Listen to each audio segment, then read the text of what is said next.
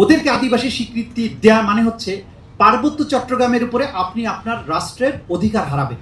কারণ আদিবাসী হিসেবে তখন জাতিসংঘের ম্যান্ডেট অনুযায়ী ভূখণ্ডের উপরে, সম্পদের উপরে, সামরিক বাহিনী তাদের সবকিছু নিজস্ব হবে। তার মানে বাংলাদেশের এই 1/10 ভূখণ্ড আপনাকে ছেড়ে দিতে হবে। এই বিষয়টা এত সিম্পল না। সুতরাং আমাদের রাজনীতিবিদদের এই বিষয়টা ভালো মতো উপলব্ধি করা দরকার। আমি কেন কথা বলছি, 2007 সালে আমি নিজে বাদী হয়ে হাইকোর্ট ডিভিশনে একটা রিট পিটিশন করেছিলাম। ওই রিট পিটিশনের একটা আদেশের মাধ্যমে পার্বত্য চট্টগ্রামে বসবাসরত বাঙালিরা প্রথমবারের মতো ভোটার হয়েছিলেন।